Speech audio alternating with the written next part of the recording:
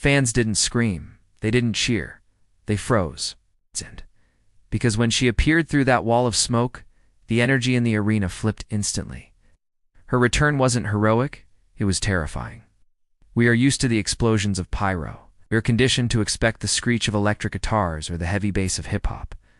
Tracks that signal a superstar has arrived to save the day. This was the sound of a void opening up in the center of the ring. The air in the stadium seemed to drop 10 degrees. You could see it on the faces of the people in the front row. Usually they are reaching out, desperate for a high five or a selfie. Not tonight.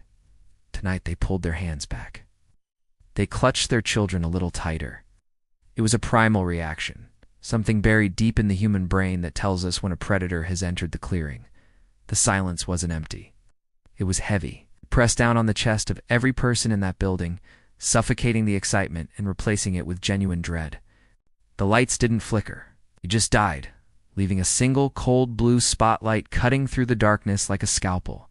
And in that light, the silhouette stood, perfectly still. No posing, no playing to the crowd, just a statue carved out of malice. The commentary team, usually so quick with superlatives and catchphrases, sat in stunned silence. They didn't know what to say because what they were seeing defied the script. This wasn't a wrestler returning to claim a title. This was a force of nature returning to claim a debt. The atmosphere had shifted from a sporting event to a horror movie, and no one had the remote to turn it off. With one deadly stare into the camera, she's back, and the division should be scared. It wasn't just that she looked different. It was that she looked through us. When a wrestler looks at the camera, they are usually trying to sell you a ticket or a t-shirt. They are projecting charisma. But when she turned her head, the movement was mechanical, almost unnatural, like a marionette being pulled by invisible strings. Her eyes locked onto the lens, and for a second, every person watching at home felt like she was standing in their living room. This is the power of visual storytelling stripped to its absolute core. There was no need for a microphone. There was no need for a grandiose speech about how she had been wronged or how she was back to reclaim her spot at the top of the mountain. The story was told entirely in the rigidity of her posture. She walked down the ramp not with the swagger of a champion, but with the slow, inevitable march of a funeral procession. The camera operators, usually professionals who have seen everything from blood to broken bones, seemed hesitant to get too close. You could see the camera shake slightly, a subtle tremble that betrayed the operator's own unease. This wasn't part of the show anymore. It felt like an intrusion on something private and dangerous. She didn't blink. Not once. It creates a psychological distress in the viewer known as the uncanny valley, where something looks human but feels wrong. That stare communicated one thing clearly. The rules of the game had changed. The athleticism, the grappling, the pins, none of that mattered anymore. She wasn't here to wrestle. She was here to dismantle the very idea of hope within that locker room.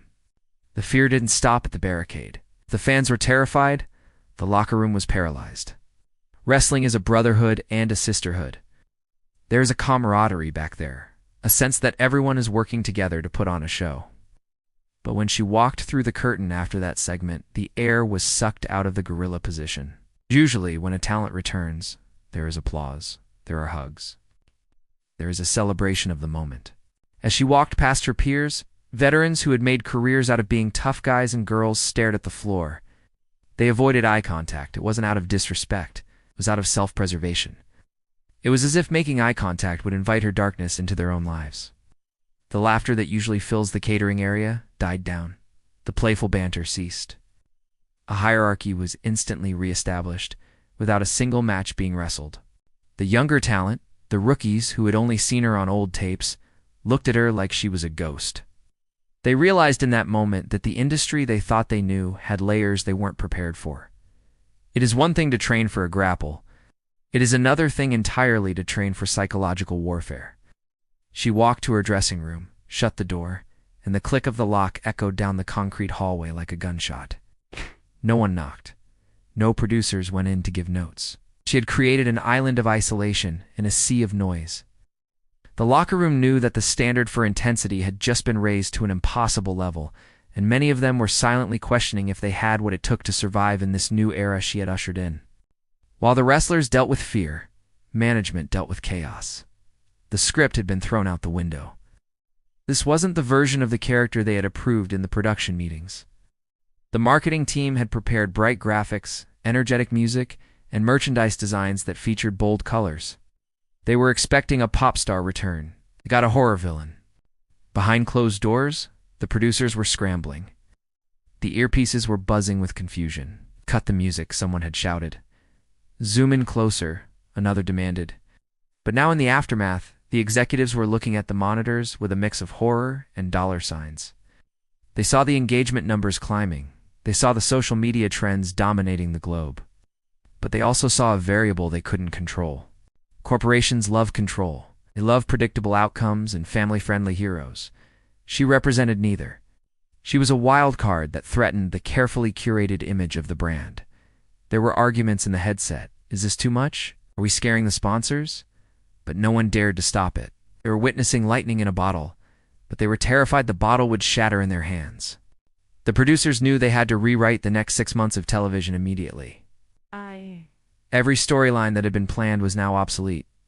The champion, whoever she was, now looked like a paper tiger compared to the monster that had just walked through the smoke. Management realized they weren't the puppet masters anymore. They were just passengers on a train that had lost its brakes. They had wanted a buzz. They got a shockwave. And as they looked at the replay of that entrance, the realization hit them. They didn't create this monster. They just let her in. Social media is usually a place of instant reaction, hot takes, and arguments. But for the first 3 minutes after her entrance, the timeline was oddly synchronized. It was a collective gasp. The usual trolls who criticize everything were silent. The critics who analyze work rates and star ratings had nothing to say about technique, because there was no technique to judge our presence. Then, the floodgates opened. But it wasn't the usual excitement. It was concern. "Did anyone else feel uncomfortable watching that?" One user posted. "I didn't feel like a show," another wrote. "It felt real." Fans began dissecting the footage frame by frame. They zoomed in on her eyes, looking for a sign of the person they used to cheer for, but they found nothing. The fan art that started appearing within the hour wasn't colorful or heroic. It was dark, sketchy, almost gothic. She had inspired a new wave of creativity, but it was born from a place of unease. Parents posted videos of their children hiding behind the sofa. This wasn't the fun kind of wrestling anymore. It had crossed a line into psychological thriller territory. The emotional connection the fans had with her was complex. They didn't want to boo her because she wasn't doing anything wrong in the traditional sense. She wasn't cheating. She wasn't insulting the local sports team. She was just existing in a state of terrifying calm. The fans realized they were witnessing a character deconstruction. It felt like voyeurs watching someone unravel, and that feeling is addictive. They were scared, yes, but they couldn't look away. They needed to know what she would do next, even if they were afraid to find out. Imagine being the champion. You are the face of the company. You do the morning talk shows, you visit the hospitals, you carry the heavy gold belt through airports across the world. You have convinced yourself that you are the best, the alpha, the summit of the mountain. And then you watch the monitor, and you see her. The champion stood in the viewing area, the leather of the title belt warm against her skin, but her blood ran cold. She realized in that instant that her title reign, which had been defined by athletic contests and competitive matches, was about to turn into a fight for survival. The belt suddenly felt less like a trophy and more like a target painted on her back. She looked around at the interviewers and the staff, waiting for someone to tell her it was just a gimmick. But the look in their eyes told a different story. They were looking at the champion with pity. They were looking at her like a sacrificial lamb. How do you prepare to fight a ghost? How do you apply a headlock to a nightmare? The champion knew that her technical skills, her cardio, and her strength training were useless against this specific threat. This wasn't about wrestling, it was about belief. In watching that entrance, the champion's belief in herself began to crack. A tiny hairline fracture appeared in her confidence. That is all a predator needs. The champion went back to her locker room and looked in the mirror, trying to find the warrior she was an hour ago. But the reflection seemed dimmer. The shadow cast by the return was long, and it had already begun to eclipse the gold she carried. In the world of professional wrestling, the microphone is a weapon. It is how you tell the world who you are. It is how you sell the fight. The promo is a sacred art form. We expected her to speak. We expected an explanation. Why was she gone? Why is she back? Who is on her list?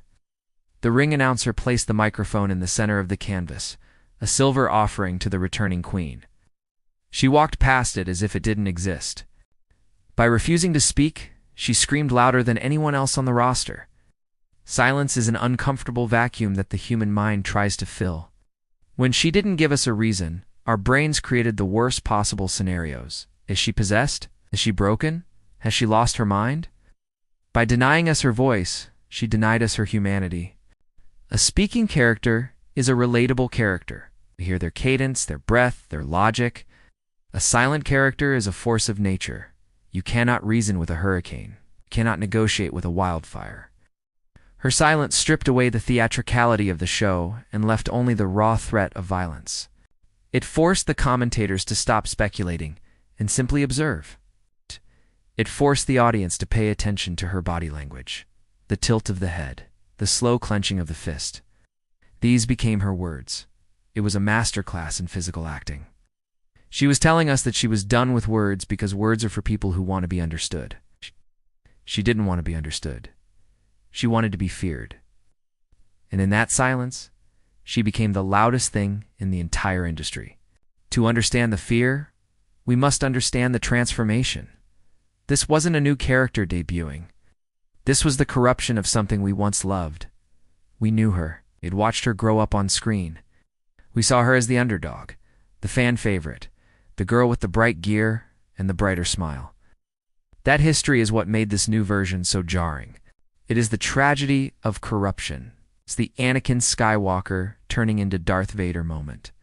We weren't just scared of her. We were mourning the person she used to be. The contrast was heartbreaking. The brightness was gone, replaced by a void. This evolution wasn't about a change in costume. It was a change in soul. It reflected a darker truth about the industry itself, what the pressure, the injuries, and the spotlight can do to a person.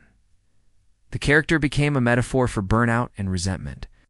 She represented every wrestler who had been chewed up and spit out by the machine, only to return not seeking forgiveness, but seeking revenge on the system itself. She didn't wear a mask. She didn't need one. Her own face, devoid of the emotion we recognized, was the mask. It was a blank canvas upon which the audience projected their own anxieties. She had evolved beyond the binary of babyface, good guy or heel bad guy. She occupied a gray area of pure chaos. This evolution terrified the WWE Universe because it felt irreversible. There was no going back to the smiles and high fives. Innocence once lost can never be regained. And we were watching the funeral of innocence live on pay-per-view. As the weeks went on, the true source of the terror became clear.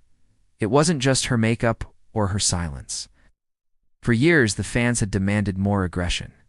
They wanted blood. They wanted edgy storylines. They complained when things were too PG. They clamored for the days of hardcore violence and blurred lines. She was the answer to those prayers. And like a monkey's paw wish, we got exactly what we wanted, and it was horrifying. She was a mirror held up to the audience's bloodlust. We wanted a destroyer. Here she is. We wanted someone who didn't care about the rules. Here she is. When she looked into the camera, she wasn't just looking at the viewers. She was judging them. She was exposing the hypocrisy of the fandom. We cheer for violence from the safety of our seats, but when that violence looks real, when the eyes look dead, we recoil.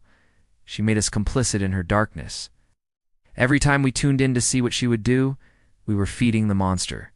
She became the physical embodiment of the audience's dark ID. She was no longer performing for us. She was performing because of us.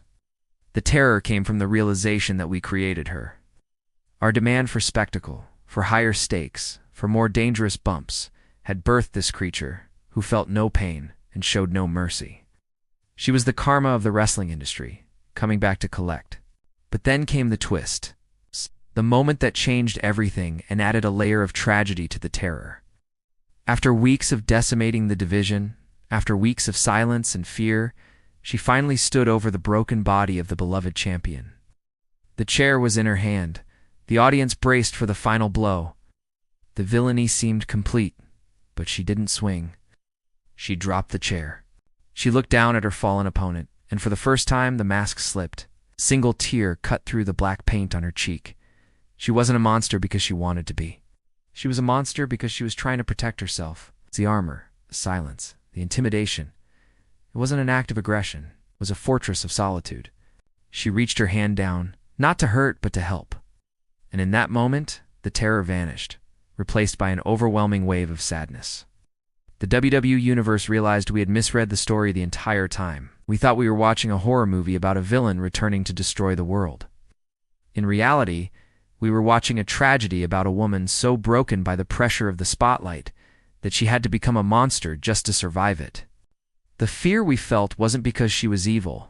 It was because she was hurt. And that is the most terrifying thing of all, recognizing that the monsters we fear are just people who are in pain. The lights faded, not to black, but to a soft, forgiving white, leaving the audience not with a scream but with a heavy, thoughtful silence.